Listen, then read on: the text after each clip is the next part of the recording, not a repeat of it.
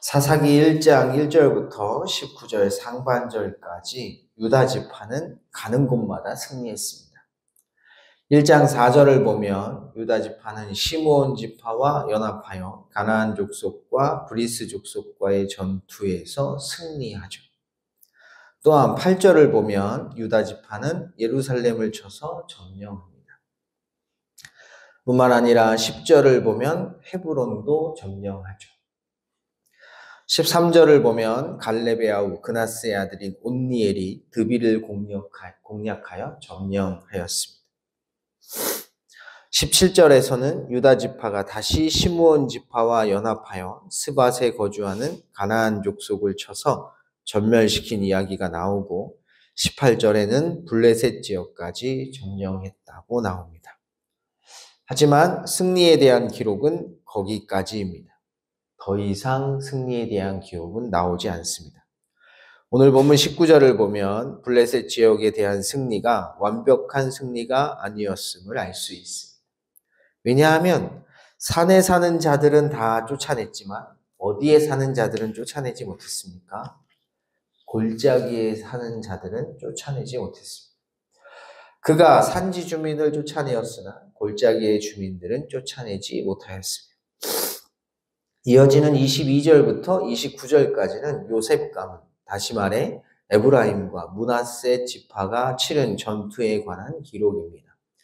23절을 보면 이 두 지파는 연합하여 베델을 공격하기 전 정탐꾼을 보내죠. 요셉 가문이 베델을 정탐하게 하였는데 그 성읍의 본 이름은 우스라. 그런데 정탐을 하던 중에 한 사람을 만나게 되었고 그를 통해 베델로 들어가는 길을 알게 되어 승리하게 됩니다. 그 사람이 성읍의 입구를 가리킨지라 이에 그들이 칼날로 그 성읍을 쳤으되 오직 그 사람과 그의 가족을 놓아보내며 하지만 이들의 승리 역시 그리 오래가지 못합니다. 27절을 보면 므낫세 지파는 베스안, 다아낙, 돌, 이블르함, 무깃도 지역의 마을들을 온전히 점령하지 못합니다. 그리고 이 말은 그곳에 사는 가나안 족속들을 쫓아내지 못했다는 것을 뜻하죠. 가나안 족속이 결심하고 그 땅에 거주하였더니 29절을 보면 에브라임 지파 역시 마찬가지입니다. 그들 역시 그 땅의 주민들을 온전히 쫓아내지 못합니다. 에브라임이 게셀에 거주하는 가나안 족속을 쫓아내지 못하며 가나안 족속이 게셀에서 그들 중에 거주하였더라. 스불론 지파도 똑같죠. 스불론은 기드론 주민과 나알롤 주민을 쫓아내지 못하였으므로 그러니 당연히 그 땅의 주민들과 함께 살아갈 수밖에 없습니다. 아셀 지파라고 상황이 다르지 않습니다. 그들 역시 쫓아내지 못한 가나안 족속들과 함께 살아가죠. 납달리 지파도 쫓아내지 못했습니다. 무엇보다도 심각한 것은 단 지파입니다. 단 지파는 오히려 아모리 족속에 의해 고립되기까지 합니다. 오늘 본문 보면 34절에 보면 이렇게 되어 있습니다. 아모리 족속이 단 자손을 산지로 몰아놓고 골짜기에 내려오기를 용납하지 아니하였습니다.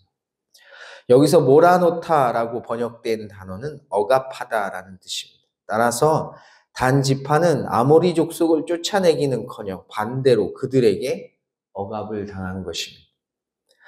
그렇다면 그들은 왜 그 땅의 이방 민족들을 다 쫓아내는데 실패했을까요? 그 이유가 19절에 나옵니다. 뭐 때문에 쫓아내지 못했습니까? 그들 가운데 뭐가 있었죠? 철병거가 있었기 때문에 그들을 쫓아내지 못했습니다. 이 말의 의미가 무엇입니까? 그들의 군사력이 막강했다는 것입니다. 하지만 그들을 쫓아내지 못한 것이 전적으로 그들의 강한 군사력 때문만은 아닙니다. 오히려 이것보다 더 큰 이유가 있습니다. 그것이 무엇인지가 30절에 나옵니다. 우리 함께 30절을 읽어보겠습니다. 말씀을 읽습니다. 스불론은 기드론 주민과 나할롤 주민을 쫓아내지 못하였으므로 가나안 족속이 그들 중에 거주하면서 노역을 하였더라. 이유가 무엇인지 보이시나요? 세번역 성경으로 읽으면 좀 더 분명하게 알 수 있습니다. 스불론 지파가 기드론의 주민과 나할롤의 주민을 몰아내지 못하였으므로 가나안 사람들이 그들 가운데 살면서 부역종이 되었다. 왜 그 땅에 사는 이방 민족들을 잘 쫓아내지 않았는지 이유는 바로 그들을 뭐로 삼기 위해서입니까?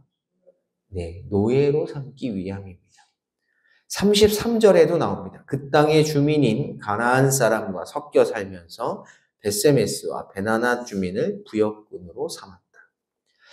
출애굽기 34장 11절을 보면 하나님께서는 이스라엘 백성들에게 오늘 내가 너에게 명령하는 것을 다 지켜야 한다고 말씀하십니다. 너는 내가 오늘 내게 명령하는 것을 삼가 지키라.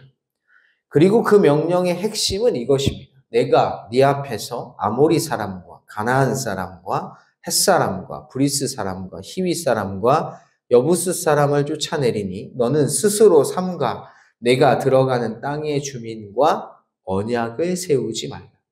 쉽게 말해 이런 것입니다. 내가 너에게 약속의 땅을 줄 것인데 그 땅에 들어가서 그 땅에 살고 있는 가나안 민족과 어떤 조약도 맺지 말라는 것입니다. 왜냐하면 다 쫓아내야 되기 때문입니다.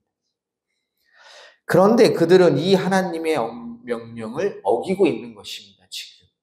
왜입니까? 그 땅의 백성들을 뭐로 삼으면? 종으로 삼으면 자신들의 삶이 풍요롭고 윤택해진다는 것을 알았기 때문입니다. 하지만 그들은 자신들이 내린 선택에 대한 책임을 져야 할 날을 만나게 될 것입니다. 너는 스스로 삼가 내가 들어가는 땅의 주민과 언약을 세우지 말라. 그것이 너희에게 올무가 되리라. 이 말을 바꿔 말하면 자신의 유익과 만족을 위해 하나님의 명령을 헌신짝처럼 내버린 자는 자신이 선택한 그것 때문에 쓰러진다는 것입니다. 실제로 훗날 가나안 땅에서 지금 이스라엘 백성들이 쫓아내지 못한 이 이방 민족들 때문에 그들은 사사기 시대 내내 이방 민족의 침입에 시달려야 했습니다. 그러니 주어진 삶 속에서 우리가 해야 할 일은 분명합니다. 나의 유익과 만족을 위한 삶이 아니라 하나님의 뜻과 하나님의 계획 속에 살아가야 한다는 것이죠. 우리의 삶이 어려운 이유가 여기에 있습니다. 내가 원하는 것과 하나님의 뜻이 늘 상충되기 때문에 그 하나님의 뜻을 이해하고 받아들이기가 참으로 어렵죠. 하지만 그것이 복된 삶이고 그것을 위해 하나님은 지금도 일하시고 계신다는 것을 늘 깨달으셔서 우리에게 주어진 삶 속에서 늘 내 뜻보다는 아버지의 뜻을 구하고 그 뜻에 순종하기 위해 늘 경건에 힘쓰시는 우리 모두가 되기를 주님의 이름으로 간절히 축복합니다. 기도하겠습니다.